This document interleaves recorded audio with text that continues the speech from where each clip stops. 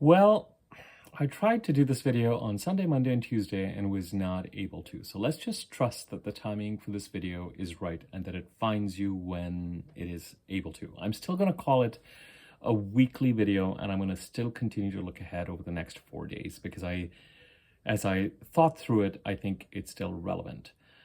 Part of the reason, and it wouldn't surprise me if this is the case for a lot of people, we had the new moon in Pisces on Sunday, and it was a new moon on Sunday, and today is Wednesday. So it wouldn't surprise me if for a number of us, getting back on the productivity horse has been, as it typically is when a moon is new and is not yet visible and takes its time. For certain astrologers, as I've mentioned on this channel, the new moon starts to gather momentum, and we start to gather momentum when you can start to at least see the sliver of the crescent in the sky. So it takes energetically 2 or 3 days to get going. In some ways, and every new moon is different because it's a combination not only of the new moon and the energy related to the new moon and us, but other transits that are occurring as well. Leading up to the new moon on Sunday, we may have found ourselves kind of flatter and calmer as we would expect to be as the moon is going dark, but with Mars playing such a prominent role into the weekend, into last weekend, until right before the new moon in Pisces. And you can take a look at my new moon in Pisces video or the last week video, either of those, to get a sense of where we are coming from. And that's not my way of trying to get more view as much as, please take that just at face value. If you want to know where we're coming from and more details about that, especially if you want more details about the new moon in Pisces and the Pisces month that we're in, the word month being derived from moon, that takes us to the April 8th solar eclipse. By all means, take a look at the new moon in Pisces video that I did that was just before this one, 3 or 4 days ago. Now, because it will give you a sense of some of the key themes that are going to be operating over the next 4 weeks. It will not tell the only part of the story because we're heading into 2 eclipses, one at the end of next week on the 24th, 25th, depending on where you are, and one on April the 8th. And then, of course, Mercury goes retrograde April 1st to 25th, and it's going to be the end of April before a lot of us are feeling all clear again. So it could have been productive even through Saturday. And then by the time Sunday, Monday, Tuesday came along, it may have been a little bit harder to get back on the horse, or we got back on the horse and it was harder to achieve everything that we're trying to achieve. And hopefully some of that vim and vigor is with us now. It certainly seems to be, in my case, I seem to be more together and able to execute on things and get things done. And it's not as if there isn't enough to do or that I'm not doing things. It's a question of being able to find the energetic balance to be able to get everything taken care of, or a significant amount of it taken care of. Okay. All that said, the moon is growing in stature this week. We're going to be at the quarter moon this weekend, so let's enjoy the increase in productivity and the desire to move forward and take care of things. What I want to do this week, until Sunday, until the 17th, there are no aspects that really need to be brought up. The aspect on Sunday that is coming up is the sun conjuncting Neptune in Pisces.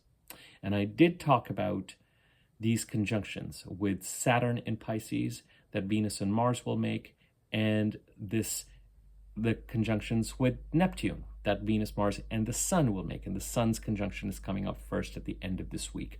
And we are likely to be feeling it now. With the Sun especially, but I tend to give, when it comes to conjunctions, when it comes to any aspects, I tend to be a little bit militant and OCD, and frankly, I bend my rules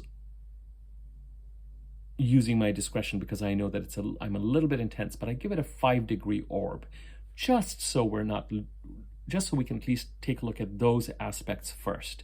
And we are now, we are about 4 or 5 days to the 17th, so we are within that 5-degree orb, so we should be starting to feel that Sun-Neptune conjunction.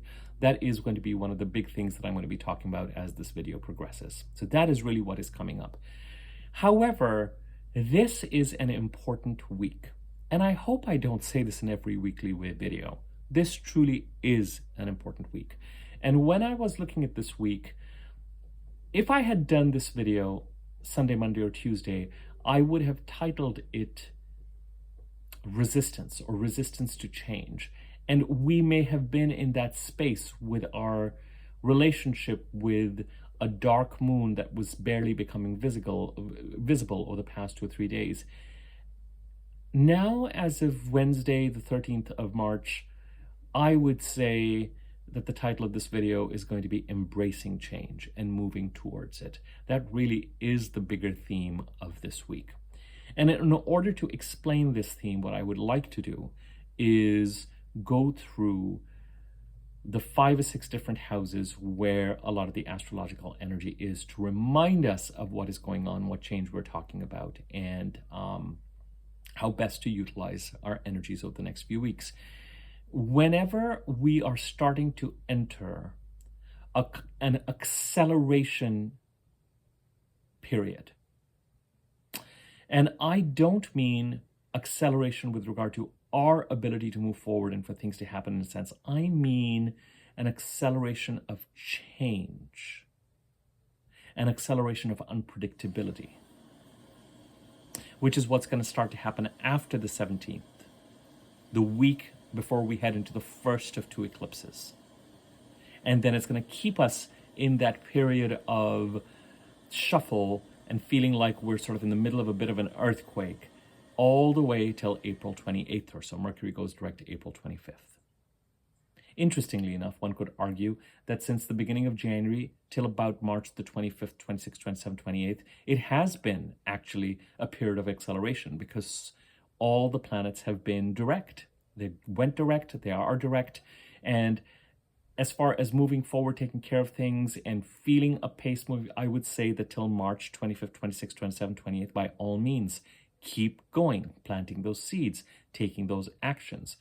Ideally and archetypally, you want to be done with any signing of contracts or finalizing agreements either prior to March the 27th, 28th, or then wait until after April 25th, April 28th or thereabouts. Because archetypally, when Mercury is direct, we don't want to sign a contract. We don't want to sign an agreement. Now, I don't know that that's necessarily how it's going to work out this time around because there's just so much going on. If you have to sign something between March 28th and April 28th, read the fine print, make sure all the details are included, read it 2 or 3 times if you need to, different times of the day to make sure your mind is as clear as it can be because it can become muddled with Mercury retrograde. And just know that when, and people who've had readings with me recently will see, and this is true at any time, that some of the things I'm bringing up in this general video, they will have heard me say recently. That doesn't make it any less important. And quite frankly, sometimes hearing it in a general video has its own benefits, has its own appeal, because you're kind of seeing the astrological energy in a slightly more detached manner. If something comes up and you need to, and why am I bringing this up now? Because it's a weekly video, because somewhere I'm encouraging you with regard to embracing change to prioritize and start to take steps that are going to be in cooperation with or in expectation of the eclipses and the Mercury retrograde period. And we're going to develop this more as this video goes on. So just from a heads up perspective, know, and I will, when I do the Mercury retrograde video, which I need to do soon because Mercury enters its shadow degrees on the 19th and 20th of March thereabouts. And when I say shadow degrees, what happens when Mercury goes retrograde, for people who are not aware, is from the vantage point of where we are at on Earth. From a vantage point of where we are at on Earth, the 2 planets that are between us and the Sun, Mercury and Venus, look like from where, if this is the Earth, it looks like Mercury and Venus are doing this. Now, if we are on Earth and we're looking at the Sun, it looks like Mercury and Venus are doing this as the Sun moves around our chart. I'm moving it. Am I moving it the wrong? No, I'm moving it the right way. I don't know how you're going to see it as you're seeing it. Like this. So at no point do we ever get a Venus opposite the Sun or a Mercury opposite the Sun. They are within certain degrees close to or next to the Sun from the way we see them on Earth. The fact of the matter is Mercury, Venus, the Earth are all revolving around the sun, as we know. But it's just the optical illusion of it. And it's when Mercury looks like it's going backwards to us is when we say it is retrograde. And when Mercury looks like it's going to go backwards, it first goes through certain degrees, then it goes backwards, retrograde through those degrees, and then it goes direct again. So there's certain degrees over a, 9-week period, let's say. It's less than that, but for the sake of argument, that Mercury is going to go over 3 times. It's not just going to go over them once as it goes around us in the way that we are perceiving it. It's going, and then it goes retrograde, and it goes, and that stretch, those degrees around the chart, these are going to be all in the sign of Aries.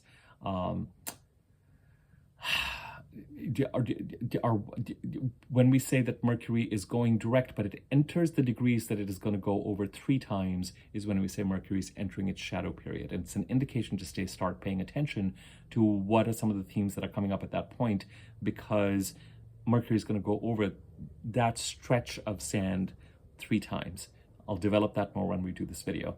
Just know that if you have to agree to or sign something when Mercury is retrograde, know and understand that it will likely change after Mercury goes direct, and it may not be as long-lasting as you thought it was. And if other people are trying to give you a sense of longevity to it, your involvement within that project, or how it turns out, or where it goes, or whether it eventually has legs, it may not. That does not mean that participating in or doing something, or agreeing to do something, or being part of a project that is going on or starting when Mercury retrograde is a bad thing. Just do it with your eyes open and with a sense of clarity. Think about, if I commit to this and it's a commitment that's going to take this amount of time and something about it potentially changes, how am I going to feel about it? And, just kind of think things through and take responsibility for the decision and go for it, and see how it works for you. See how Mercury's energy works for you. If you have Mercury retrograde in your birth chart,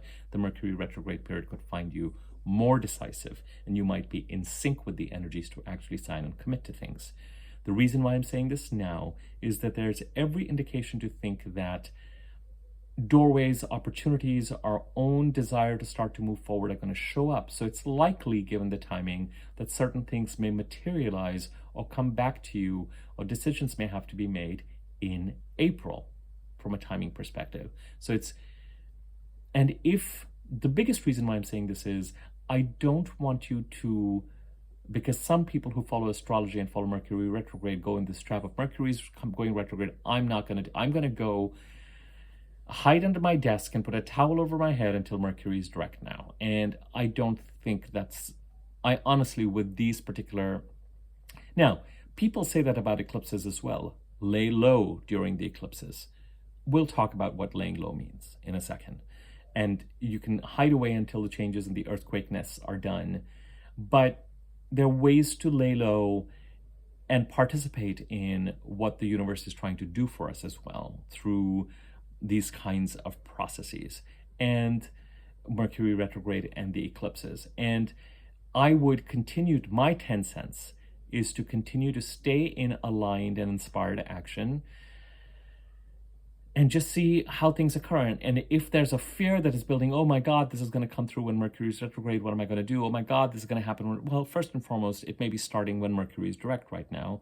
Number 2, if it's something that feels like it's worth availing of, and you might get a sense, okay, things might change, or it may not be as lengthy or long a project as people are saying it is. It may not have legs to that extent.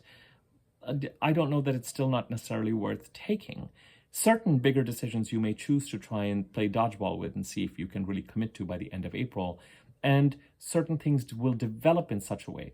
Irrespective, I don't think, my 10 cents, if anyone is starting to slow down because Mercury retrograde is coming, I don't think that's the answer. I actually think it is forward movement time, and see if actually can come through for you prior to March the 28th, March the 27th, before Mercury comes to a standstill and gets ready to reverse, to see if something can actually materialize by then. At least see if you can get the messages out and plant the seeds and do what you need to do. And maybe the Mercury We'll talk more about the rest of this in a Mercury retrograde video. So it is time for action. It is time for embracing change.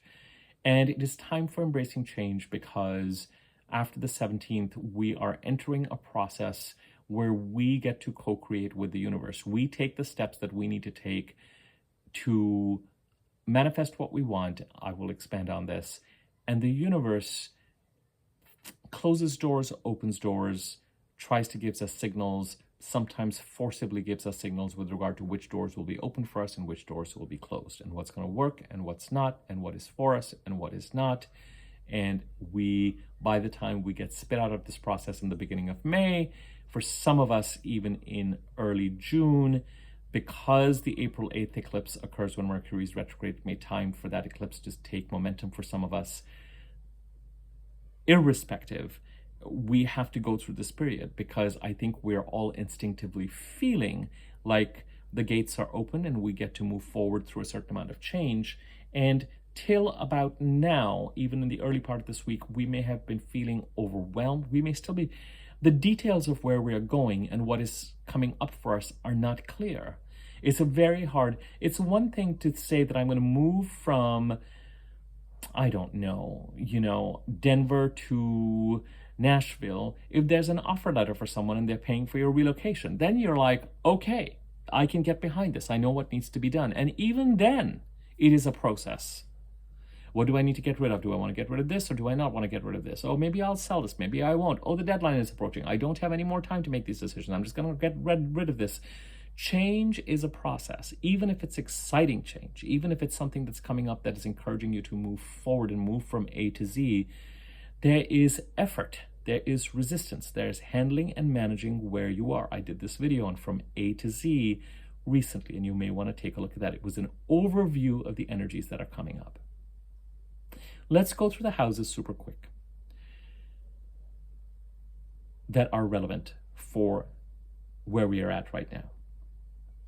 Because one of the challenges that we're going to face as we move into this embracing change period, and this week till Sunday, we're still the initiators of action to some extent. The ball is still in our court. We get to take steps, small steps, baby steps, steps to move forward in a direction that feels inevitable. And I think we're basically going to be taking steps that feel right to us, that we know that we need to take. We may not know whether we're staying in Denver or moving to Nashville. I'm going to take that example. And it's okay when we may feel like, I don't need to know. There are things for me in Denver and there could be things for me in Nashville. What I do know is that there's a certain amount of clutter that I want to start clearing. What I do know is that there's certain actions I need to take no matter what, because even if I stay in Denver, I may want to look for another job. I may want to,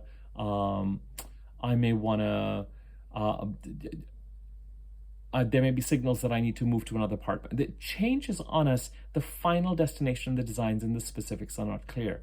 It's okay. There are actions that we can take right now and should be taking right now and need to take right now, where we do know that whether it's option A or option B or option C, that is going to become clear. And what may become clear by May or June might just be those options are still out there, but you're staying where you are. But it's going to be a more settled staying. You will have decided it. Right now, it's a crossroads. By the beginning of May, for some people into June, it is a decision. And there are various things that need to happen to make that decision possible, feasible, aligned, positive, productive, exciting. The first is whatever house is occupied by the sign of Capricorn in your chart. I use whole signs, WHOLE. Whatever house is occupied by the sign of Capricorn in your chart, till the end of March, indeed till April the 11th, we have a Capricorn Mercury cycle that we're in. That means that at least till the end of March, we are asked to prioritize and take action, expanding whatever we're doing that is mercurial in nature: communications, sales, resumes, interviews, social media, expanding something through communications, through technology. We're being asked to continue to do this till the end of the month at the very least, and fine-tune processes between April the 1st and April the 11th, which will be interesting because Mercury will be retrograde at that point, but it always is in that phase. A significant amount of what you need in order to go through the change, a significant source of stability through the change, is going to be the foundation that you're building in the Capricorn part of the chart, and the communication related, communication, transactions, sales, communication with clients, customers, social media, things like TED Talks and advertising, and communication, mental processing, implementation of communication technology, transaction related ideas and items related to the Capricorn occupied part of your chart needs to take priority, and action needs to be taken there by the end of March, ideally by March 27th or thereabouts, so that you really feel like you have a strong foundation and footing that will support you through April. Number one. Number two, when we look at the part of the chart occupied by the sign of Aquarius, till March the 22nd, Mars is still in Aquarius, not making any significant aspects. But if you have planets that it will aspect in the last few degrees of Aquarius or from the last few degrees of Aquarius, it may still be exercising a certain amount of influence. Pursuing goals, activities in the Aquarius part of the chart, and also being open to conflict and competition and misunderstandings and people getting in the way. And the conflict can be, with Mars, it can be out and out having to set boundaries, having words with someone, writing to someone, talking to someone, drawing the line where it needs to be.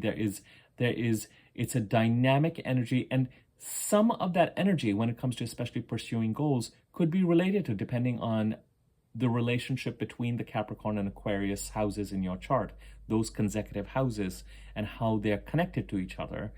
Some of the activities that you're required to do that are mercurial in nature in the Capricorn part of the chart could also mean that they go hand in hand with some of the goal pursuit, execution of ideas, testosterone, Mars, yang energy, go after what you want, hit that bullseye, energy that is available to us till March 22nd in the Aquarius part of the chart. In some cases, some of this energy is going to be a little bit different, and we might be finding that in the Aquarius part of the chart, we're either pursuing goals, but we're also handling a certain amount of conflict. Now we come to the Pisces part of the chart. The new moon in Pisces video that I did prior to this one is an important resource as we go over the next 3.5 weeks. But in the Pisces part of the chart, in summary, we've been dealing with, and people who've been following this channel and watching my videos have heard me say this, so I'm going to keep this in summary.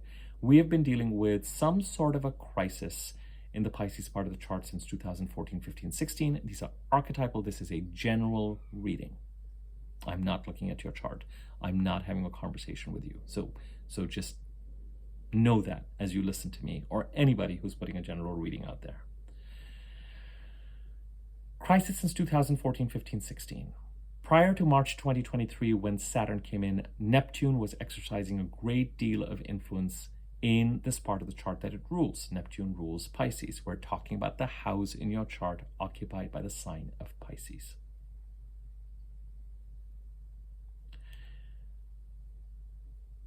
Three things are possible with Neptune's influence or transit over Pisces. You are thinking about, planning, pursuing spiritual or artistic goals and endeavors in the Pisces occupied part of the chart. You are dealing with a certain amount of deception, caginess, thievery, trying to grab something, trying to control something, trying to manage something, or be on the receiving end of that. So it could be you who is being Neptunian, especially if Neptune is transiting your first, second, or third house. So that would mean if you have a Pisces, Aquarius, or Capricorn ascendant, it could be that somebody else is being Neptunian, smoke and mirrors, deceptive, thieving a little bit, playing their cards close to their chest. And this could have been creating a significant energy leak, because in the absence of knowing for certain what is going on, you may be aware that something is going on and you may be experiencing a certain amount of loss. But even the nature of that, once you start to experience or feel that, it's hard not to then go into a more paranoid space and let that energy color everything related to that part of the chart. So that smoke and mirrors quality, whether you're the one perpetrating it or whether you're the one on the receiving end of it, could end up influencing your own communication style or everything related to that part of the chart and the interactions, because by not knowing what is actually going on, what the specifics are, and what the facts are, sometimes people just have a Neptunian personality and they're poor communicators when it comes to specifics. The third thing is that, and this goes hand in hand a certain amount with the second thing, is that you may yourself, through this process, be also susceptible to losing your access to your rational self when it comes to matters related to the Pisces part of the chart, the house occupied by Pisces. You could become overly spiritual. You could become overly enamored by someone to the point that you let go of rational ways of determining whether a relationship or whether an involvement, professional or personal, is effective or healthy. You could get totally lost in inspiration and the arts in such a way that, again, it's a sort of total, it's a Rumi-esque immersion. Or you could be the one who, as I've mentioned in the past few videos, be gaslighting yourself. And that would mean that not only are you clear or feeling like something is going on that is not clear, you're at war with yourself. You are not completely relying on your own intuition, because you're gaslighting yourself enough to say, but that can't be true. You're wrong about this. You're going crazy. No, it can't be. No. Saturn's entry since March 2023 says, I'm here. We're going to have clarity. And we're going to handle matters related to this part of the chart, the Pisces part of the chart. If you're pursuing something spiritual or artistic, it is time to get serious and come up with a plan that is grounded and success-oriented. We're talking about Saturn. It wants you to be successful. If you're dealing with smoke and mirrors, deception, Saturn will both bring clarity and it will also bring results that may feel a little bit karmic, that may have an element of lessons in them. Oh, if only I had been this way, then I could have managed this. Saturn is all about alerting us to how to be wise, effective, responsive, and not reactive. So that even if we are right about something, and you have heard me say this lots and lots of times, it's not so much about being right, it's about being effective. And so with Saturn transiting the Pisces part of the chart, as we head to the beginning of 2026, expect to see stability and resolution, not all of which is going to delight you, but at least it will manage the energy leak in the Pisces part of the chart, which has been unstable. And in the second half of the year, the North Node eclipses move into this part of the chart as well, which require us to, which will actually help even more. Our growth is then dependent on leading into this part of the chart. Now, the personal planets that are coming into Pisces are going to conjunct Saturn. They're going to get their reality check. What is going on? What are the lessons for me? What can I build that is grounded with an eye towards success? Responsible, aligned, wise, mature, grounded action. When the planets are conjuncting Neptune in Pisces, Mercury conjuncted Neptune recently, last week. That was one of the things that I talked about last Thursday or Friday in that Pisces. The Pisces new moon occurred right after Mercury conjuncted Neptune and Mars squared Uranus. Mars in Aquarius squared Uranus in Taurus. Something for you to go back and take a look at if you're interested in all that. Someone said that I didn't give the Mars-Uranus square a lot of emphasis. I just felt like I'd been doing that enough in prior videos that I thought I would focus more on the Mercury-Neptune conversation. The big news this week as we head towards Sunday is that the Sun is getting ready to conjunct Neptune. When the Sun conjuncts personal planets, Mercury, Venus, the Moon, Mars, it instructs. The Sun is our connection to Source. It is our highest self. When the Sun conjuncts Jupiter, to some extent Mars, but Jupiter, Saturn, Chiron, the nodes, Uranus, Neptune, Pluto, it is a conversation.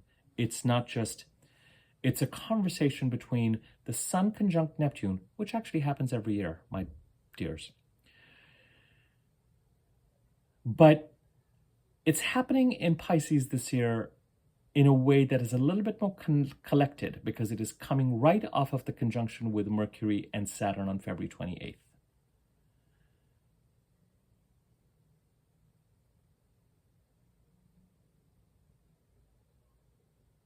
Think about Neptune and the Sun getting together for a cup of tea, and think about what they would share with each other.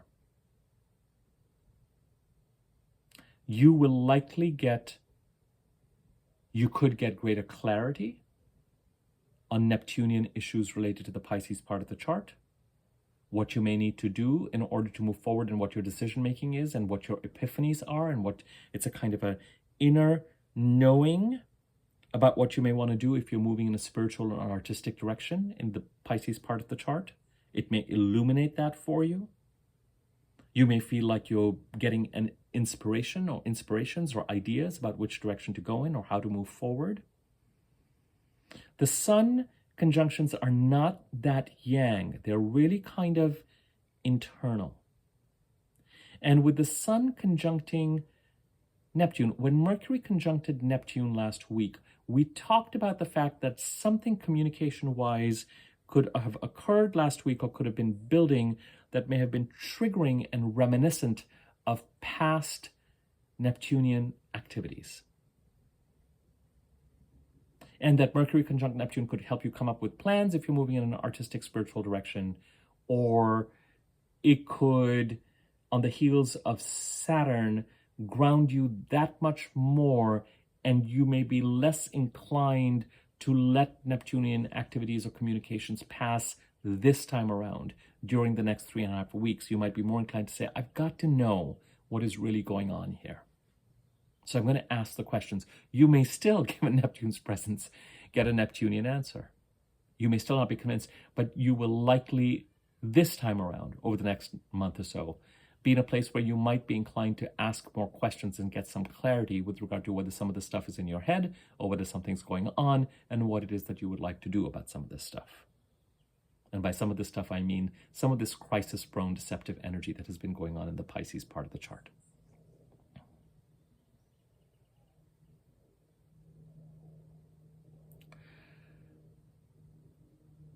Neptune will inform the Sun about what it wants us to do, whether we're moving forward with spiritual and artistic plans, or whether, as a result of a certain amount of smoke and mirrors activity, there's something that we need to release. Releasing something does not mean that it is lost to us forever.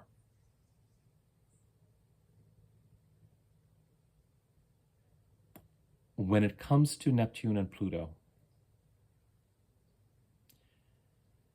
especially with Neptune, releasing something means that we just stop clinging to it so damn hard.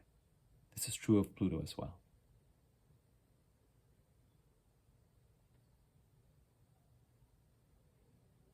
With Neptune, loss that might be good for us and effective for us might be, and liberating, might have a flavor of understanding that we're really Be careful of attachments with Neptune, because it is that ultra spiritual planet that's really trying to tell you that nothing and nobody is yours. And you're going to leave this planet with nothing. So be careful of attachments to things that may not serve you, especially right now. Neptune may inform the sun about what has been going on, because the sun, having conjuncted with Saturn, may sit down with Neptune and say, I'm less willing to let this slide now. So as we go over the next 4 or 5 days, as we head towards Sunday,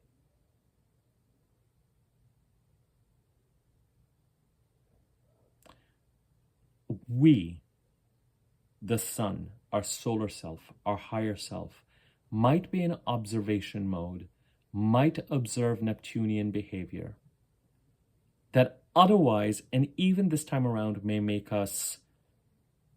stress us out. I'm talking about deceptive, gaslighting, people withholding information. You may stress us out, but this time around, we are that much more observant, because we might be at a point by the time we get to the eclipse on the 25th, we might be at a point where we're really just ready to release certain things, for now at least. Or we might assess what we feel is going on and determine to take some action around it.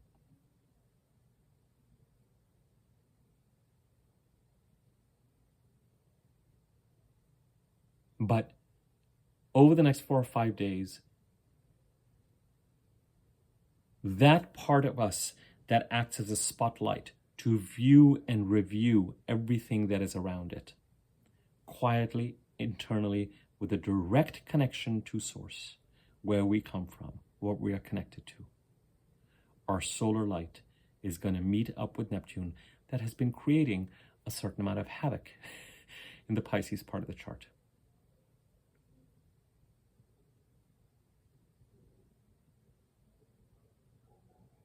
It's like meeting up with those energies that have been driving us crazy. And we stand a chance of having that much more clarity to some extent, but Neptune is still Neptune. It's not going to spell everything out for you.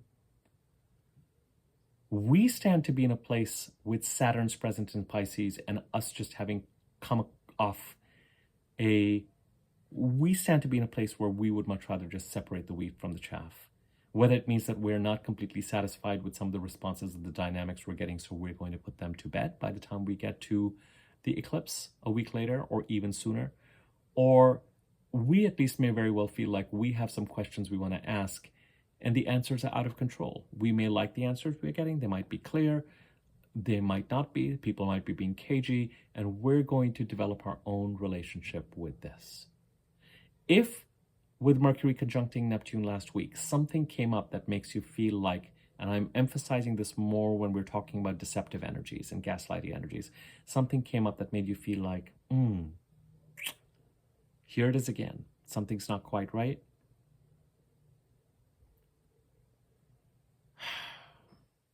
That is going to develop more and more over the next 3.5 weeks. Next week, and this I'm looking at next week's video, Venus conjunct Saturn.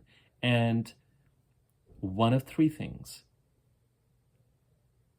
financial reality and consequences, sobering, responsible, relationship responsibilities and consequences, sobering, responsible, financial and relationship constructive,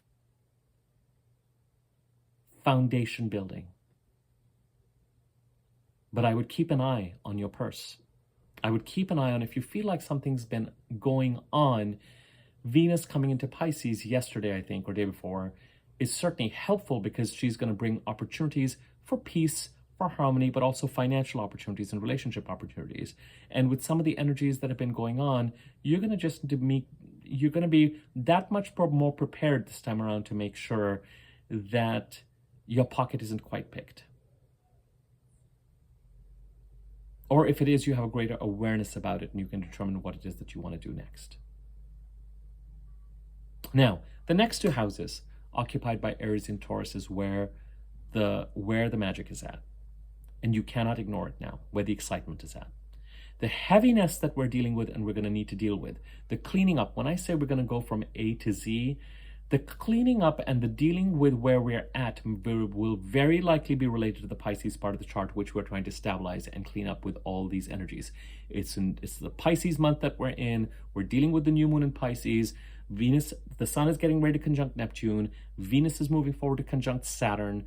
Mars is going to enter after the 22nd and going to be in the Pisces part of the chart through April, which will make us get involved in pursuing goals and a certain amount of conflict. Unavoidable. Mars is going to conjunct Saturn. Mars is going to conjunct Neptune.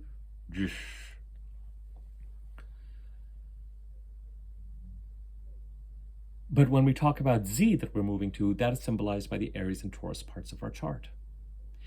The transit that is crowning the next two eclipses on the 25th of March and April the 8th is Jupiter conjuncting Uranus in Taurus.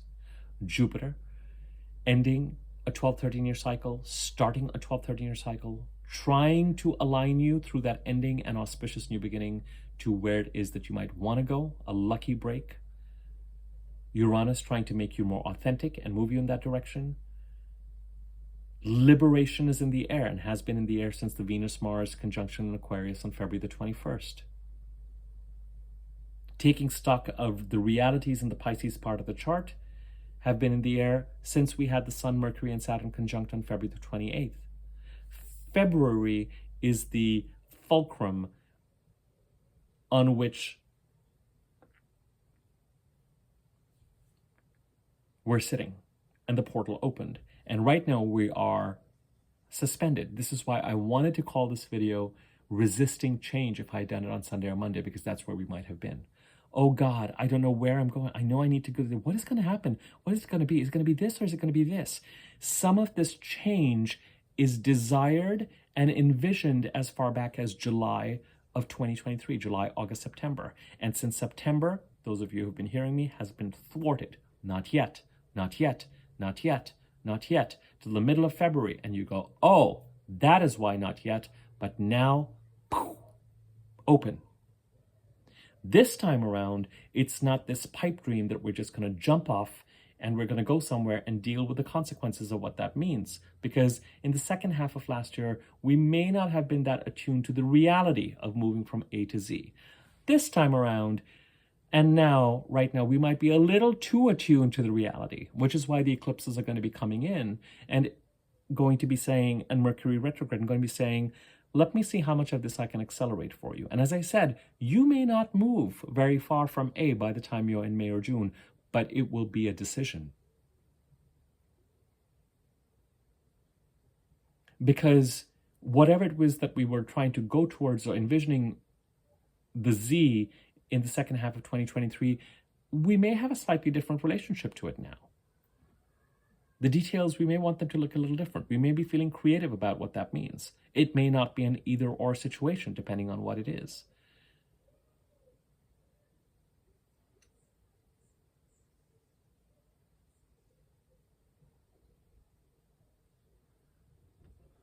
The reason why this week is so important is because we do not know the full nature of our destination and the outcome just yet.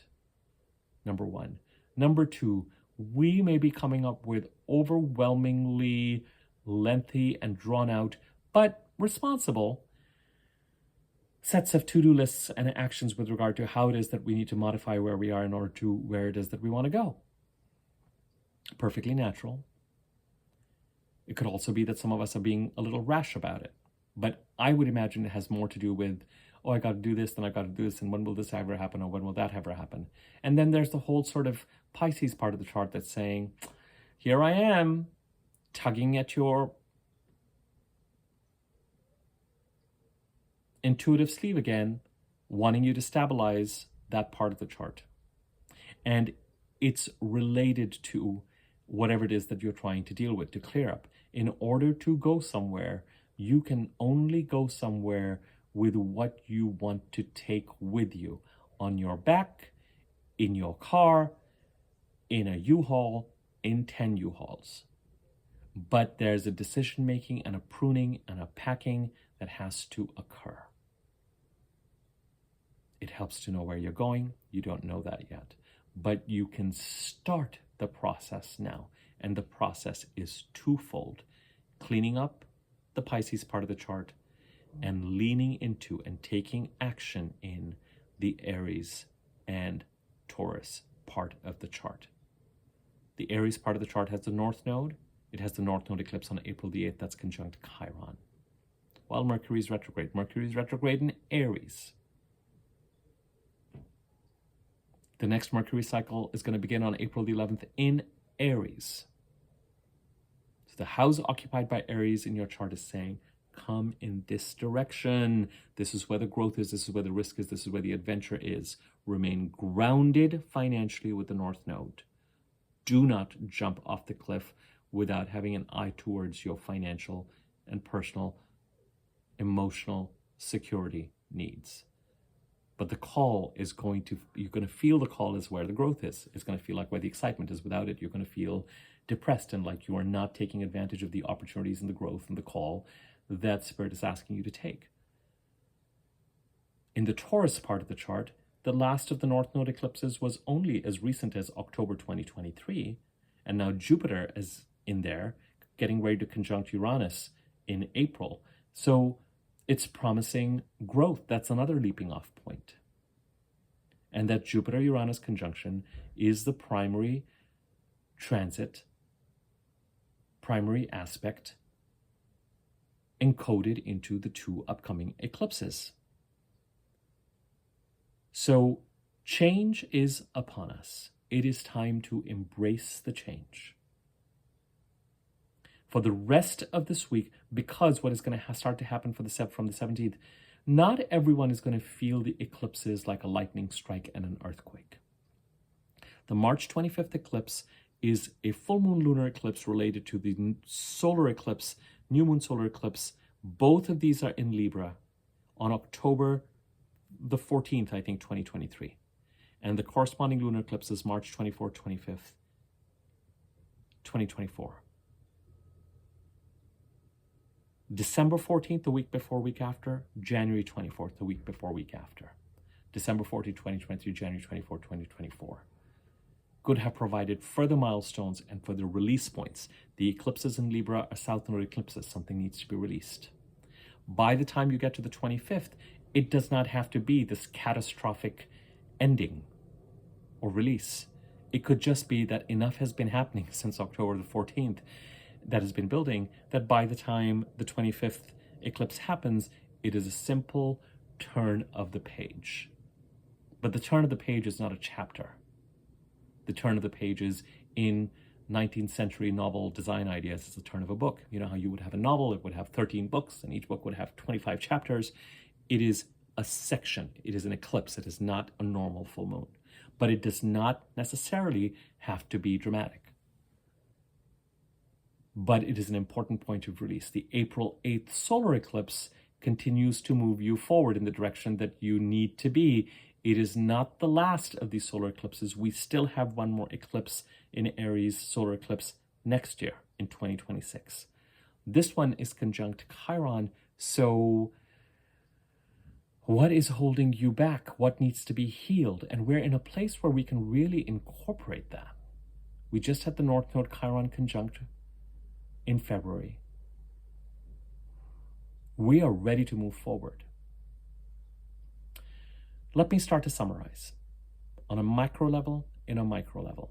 On a macro level for the next few days, and indeed as we look through, we're looking into May, June, but what we're really looking to grapple with are the upcoming eclipses and Mercury retrograde. That takes us from March the 17th to the end of April, timing-wise.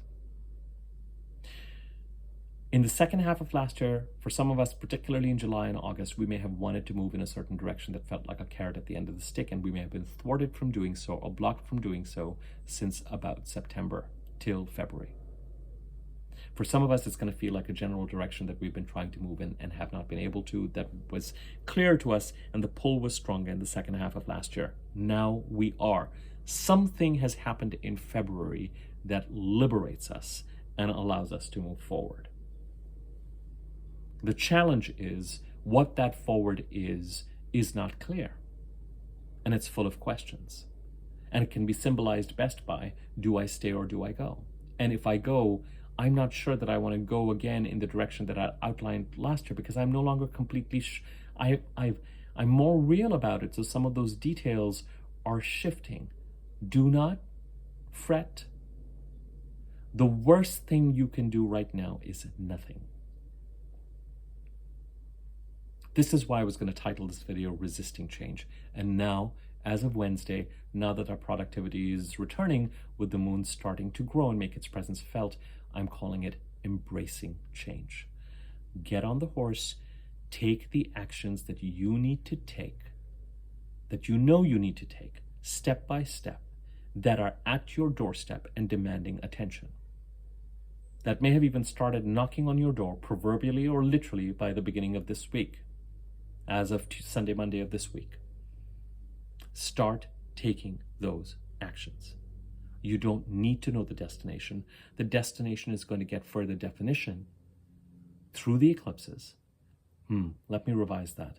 The destination and the timeline is going to get further definition through the eclipses and through Mercury retrograde.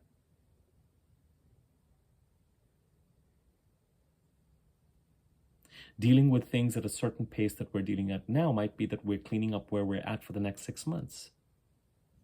If through the eclipses something happens and the universe says, I need you here, whether it is a job, it is a location, it is a place, it is a whatever, by the beginning of June, it changes the timeline. The decision making is different. If it says by the end of April, if it says the middle of April, if it says whatever it is a different. Things are going to accelerate in ways that might at times feel uncomfortable and might feel like, well, but I want to do this and I need to do this first. And that is the dynamism. That is the eclipsy unpredictability, carpet being pulled under our feet that we need. We need God of the universe to take the wheel, so that with the eclipses, if we're looking at 12, 13 doors, 12 of them remain closed as we explore them or bang our head against them, and the one that is meant for you remains open and pulls you in.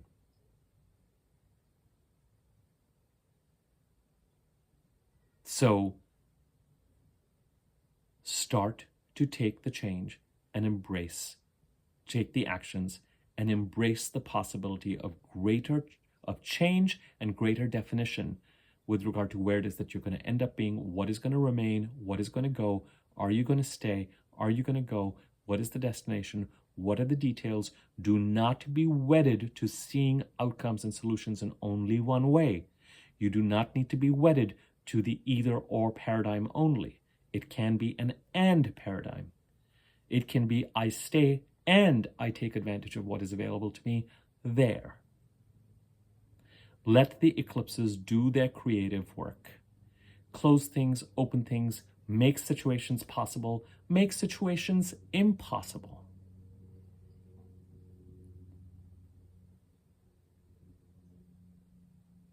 Even if at the end of the eclipses you commit to staying and the change is not quite as overwhelming, as I said, it will be a decision. But we need the eclipses and we need the Mercury retrograde periods, and you've heard me say this, reveal to you what is in your blind spot. And however disappointing that might be for you, it will give you a sense of what situations are tenable by the time you move past April 25th, 26th, 27th, 28th, and what situations are not.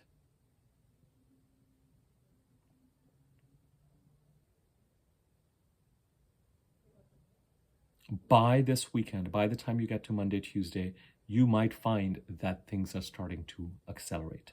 Take advantage of every opportunity. Be open to the challenging aspects of the eclipses as they make their presence felt. Information about mortality, other people's mortality especially. Situations being eclipsed in, being eclipsed out of people's lives. situations and things ending, beginning. Do not assume that every eclipse, we have 4 eclipses a year, at least 2 eclipse periods, sometimes 5, sometimes 6. Not every eclipse on the same axis is going to hit you with the same intensity. So do not assume that lightning is, just start driving, and as of next week, let God take the wheel and keep your wits about you and embrace the clarity you're going to get through this process. Keep an eye on your resources. And through Sunday, when it comes to the Pisces part of the chart, which is what needs to be cleaned up, stabilized, and managed, through Sunday, understand that your most inner knowing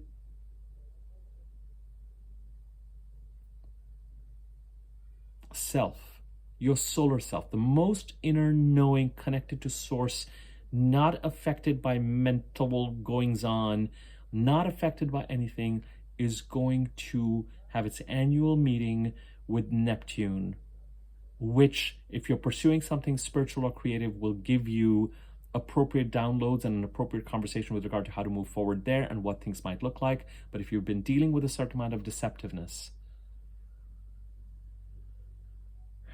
will bring some more information, awareness, in a way this time around that you might be inclined to get an action, especially after March 22nd, once Mars enters Pisces. And as we look into next week and we start to see that Venus-Saturn conjunction, know that things are going to become even more real in the Pisces part of the chart, the house occupied by Pisces, financially and relationship-wise. Real and concrete if you're moving and pursuing artistic and spiritual directions. Real and concrete if you've been concerned that things are murky. And with the Sun-Neptune conjunction coming up on Sunday and us starting to feel it more and more, be clear about what you need to release so that it frees you in order to move forward. Make peace with what is going to be clear and what may not be clear. And make peace with who you're going to keep in your life and who you're not, if they are not consistent and not clear with you.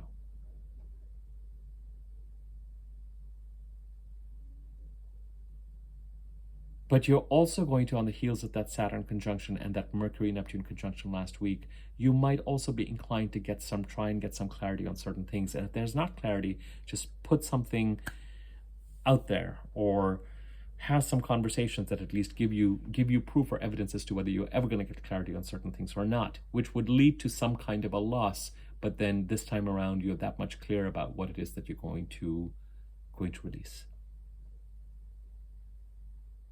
So the only aspect we're dealing with this week on a micro level, a day-to-day level, is the Sun-Neptune conjunction in Pisces, the house occupied by Pisces in your chart and what that house stands for and who that stands for.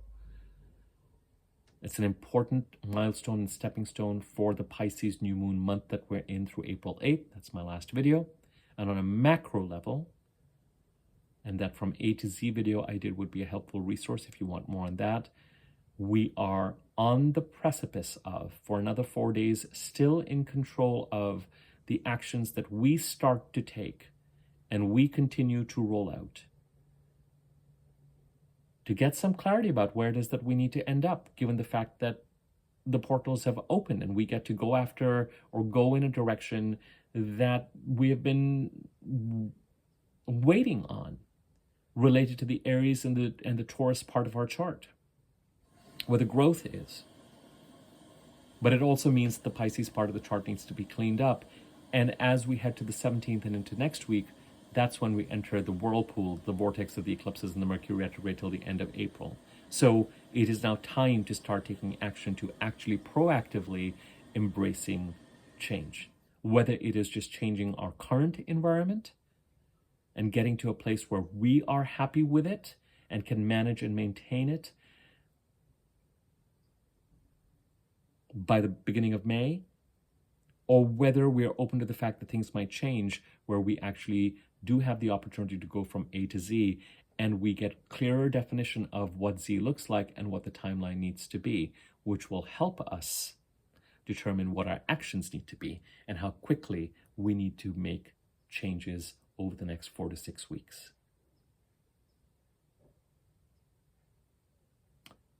Remember, this is my final important point.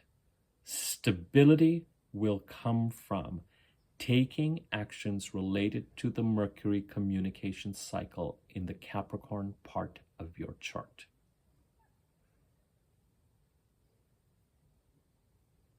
So whether they're communications, transactions, sales, resumes, contracts to some extent, agreements, communications, transactions, social media, technology, all of those can be used to grow, create opportunities in the house related to occupied by Capricorn in your chart.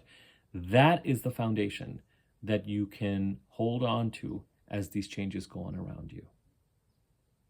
And when it comes to change, keep an eye on your resources so that don't spend until you absolutely know you need to spend on something. So that you don't rashly spend on something to help facilitate a change only to realize that you wish you had that money to do something else. Let the creativity of the process make clear to you to some extent as to what some of the bigger steps are with the changes.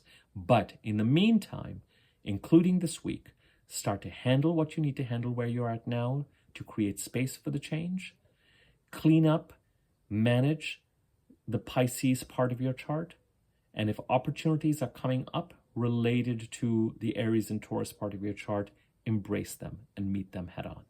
It's going to become a little crazy. There might actually be a lot going on. Having to take action related to the Capricorn cycle and having to manage the Pisces part of the chart. And then bigger opportunities come in that we need to hold on to that are going to pull us through to the other side in the Aries and Taurus part of the chart. But we look forward to this kind of dynamism. Ironically, forward movement is favored till about March 25th, 28th. And then after that, unless you have Mercury retrograde in your birth chart, which will find you more decisive during April, for the rest of us who have Mercury direct in our birth chart, forward movement, it's advised that we take a step back, figure out what is becoming clear to us while Mercury is retrograde that was in our blind spot, and then begin the forward movement again after the end of April. And if something comes up that you have to commit to or take on or do during April, just know that for those of you who, especially who have Mercury direct in your birth chart, it may be short-lived or may not turn out to be exactly that it is how it is advertised to be.